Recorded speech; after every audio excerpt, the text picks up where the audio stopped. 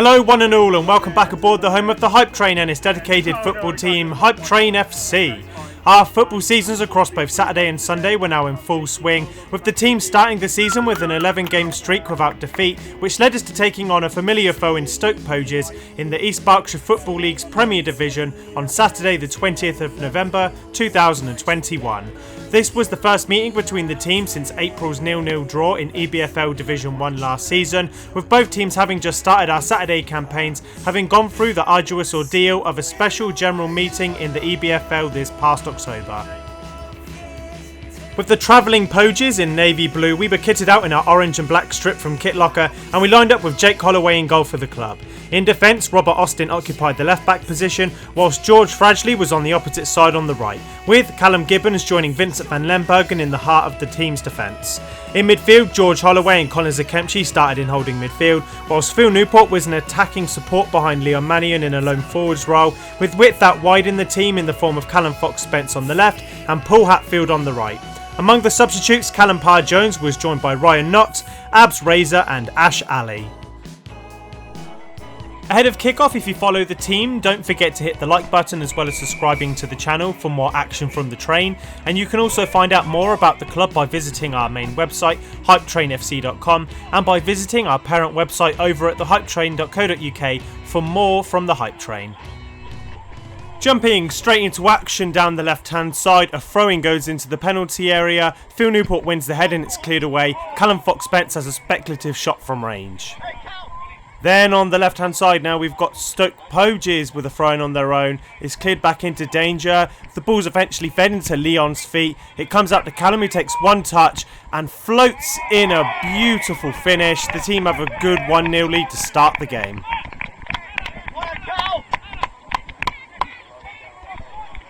Piling on pressure in the first half, the press is on with George Holloway doing really well here to put the squeeze onto their team. The ball is eventually lost in midfield when Collins picks the player's pocket. It comes out to Phil Newport from range, who takes a shot and it's not too far wide. It's a first sighted goal for Poges at the other end of the pitch as Ryan Manton floats in a corner kick. It's defended away by the team in orange, but only back out to Manton. He's got time on the ball as he looks to float in another cross. It comes in and their player on the mark heads the ball, but Jake saves after a bobble. From Jake's first save of the game, he's got time to command the ball here as he looks long with the ball at his hand. The ball eventually goes downfield and it beats every man. Leon and the goalkeeper come one-on-one. They collide together. Leon's been absolutely wiped out. The goalkeeper's taken a whack to the head too. And it's a little bit of a while, about 4 or 5 minutes before we're able to restart the game, with the team eventually winning a penalty. Stepping up to the mark for the penalty is Phil Newport, the number 11. He smashes it down the middle. The team have a 2-0 lead, and it's a good start to the first half.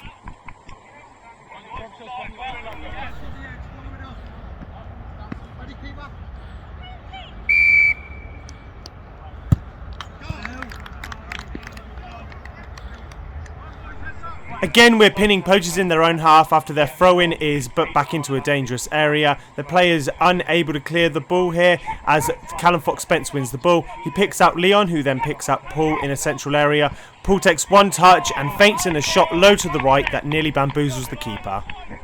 Playing out from left to right, Poges are trying to get some form of control on the game, though they're struggling with what is a bobbly pitch down at Calcot. The ball's into midfield, but George Holloway wins possession. He drives forward with Phil Newport running off of him. George takes a couple on, and then he gets in a shot. The goalkeeper makes a brilliant save before Phil gets in a cross. Leon's at the back post. He heads on. The goalkeeper makes an even better save this time. The clearance, though, is still on the pitch as we're putting more pressure on Poges. They're actually robbed of possession at left back, and a cross comes in, and the ball is inches away from reaching Phil at the back post. The attack for the team isn't over though, as Poges' left back has too much time on the ball, and what happens when you have too much time? You eventually give the ball away. Fradgley picks it up. Holloway feeds Callum. Callum then first times into Leon. Leon then takes a shot, but there's a covering defender who does really well.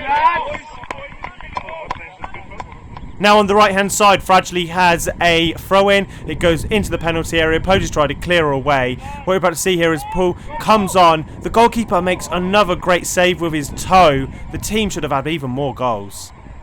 And of course, what happens when the team aren't able to convert their chances here, it always means that the team has an opportunity to get back into the game. And it happens when Ryan Manton crosses in for his brother Sam to head home to get Poges back on the mark. And what you're about to watch here is football suicide at its absolute finest. It's hard to watch for the team here as we're robbed of the ball by Sam Manton. He drives into the penalty area. George Fradgley's come across him. He's taken him out. It's a penalty and Poges have an opportunity to get back into the game. It wasn't looking likely at one point. Then stepping up for Poges is Sam's brother Ryan Manton. He takes a calm, measured approach for the penalty, buries the effort into the bottom right corner, and Poges are somehow level going into half-time. That led us into the second half with the teams level, and Poges here apply the first pressure in the second half. The ball falls out on the left-hand side, though a shot feints right of the goal. The team's first opportunity to retake the lead in the second half happens when there's a throw-in that goes to Leon. He does very well here to shrug off the advances of a couple of Poges defenders. He runs to the byline and chips in across for Phil, though the header's just wide of the right post. And now the biggest opportunity again is a carbon copy of the chance a few minutes ago with Leon. Phil does very well here to chest down a throw-in. He's beaten one Poges and then takes on a couple more. He glides past both, gets in a shot, and the goalkeeper's made a brilliant save before he's unable to convert the follow-up.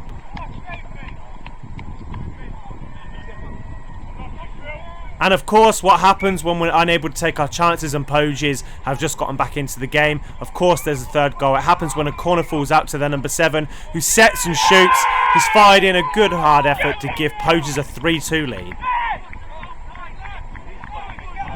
And with the game swung in Poges' favour, they now have a set piece from around 25 yards out. As you're about to see here, they step up, they take the shot, but Jake makes a comfortable save. Poges have come out as a different team in the second half here, and we're having to really work hard to break them down. We win a header into the midfield here as George Holloway eventually picks up the ball again. Callum Fox-Spence wins possession and feeds Phil. Leon's riding off him on the left-hand side. He eventually gets in a cross that's flashed in, and Callum Fox-Spence gets a glancing header and a little bit more, and that's on target. The game ends though with a couple of Poges chances here, and they were truly the better team in the second half. They happen to work the ball down the left hand side here. There's a bit of a giveaway as the number 7 picks up the ball. He's flashed in another shot and Jake's made a terrific save at his near post. And then again we're trying to play out here with Ash Ali picking up the ball. We're trying to put some pressure on, though the ball across the box is never a good idea. Poges pick it up before their left hand side is fed in.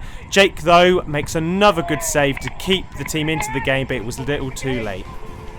Every winning run is meant to come to an end, and for ourselves it was a home loss against Stoke Poges that broke our duck for the season. It was a very good away performance in the second half, in particular from Poges, who did well to rally from 2-0 down after constant pressure from ourselves in the first half. There was a moment at 2-2 which could have swung the game either way, with Poges going on to win the game. We wish the away side nothing but the best until we meet them further down the line in the Premier Division in 2022.